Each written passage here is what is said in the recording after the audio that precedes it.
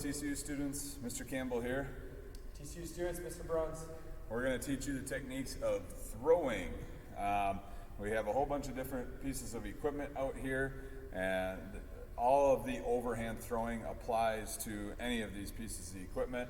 We're going to start off with the tennis ball, and we're going to go over the 5 steps that we want you to follow when throwing. We're going to give you a side angle, and then Mr. Bruns will switch over and we'll show you straight on what it's going to look like.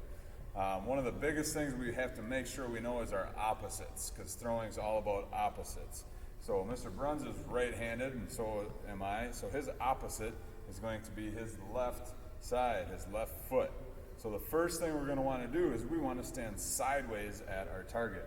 So right now Mr. Bruns is sideways. His target's going to be out that direction.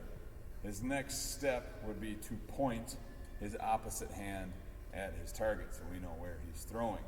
Now you notice he already has the ball up by his ear.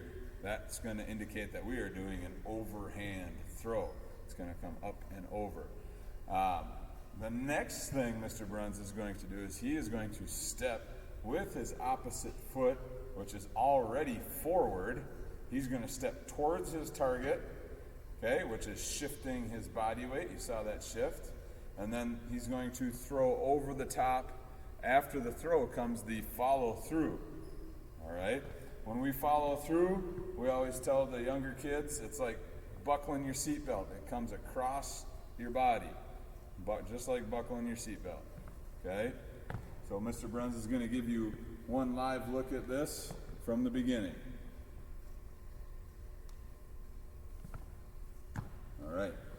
Now, we'll switch over to the forward angle here, and it's going to be now you are the target at home.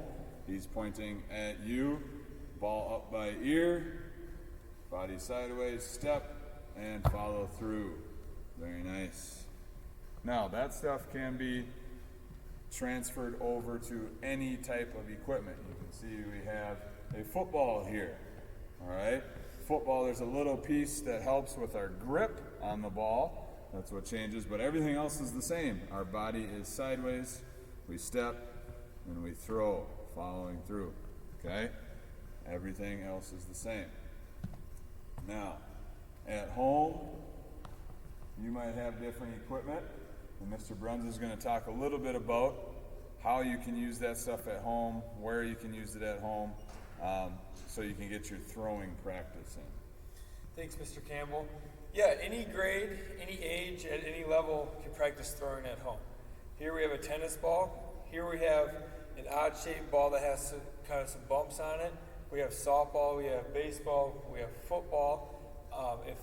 Those things aren't an option, and or it's raining or storming outside or too cold, practice throwing inside can be done.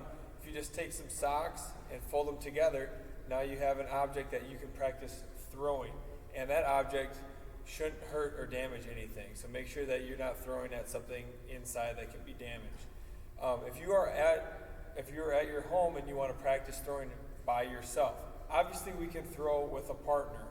All right, if you're at the park with some friends and you're still maintaining social distance and you're still practicing throwing around the park, that's obviously okay. All right, if you're by yourself and you want to practice throwing, try to find a wall, maybe against your garage if your parents allow you, and you can work on these techniques and throw it against the wall, and the ball will come back to you, and you can do reps of 10, doing 10 of them, just using that perfect form of standing sideways to your target, picking a spot, aiming so you're sideways to the target, pointing at your target with your opposite hand, having the object that you're throwing by your ear, taking a step towards the target, and following through, buckling your seatbelt. All right, those are the 5 critical elements of throwing.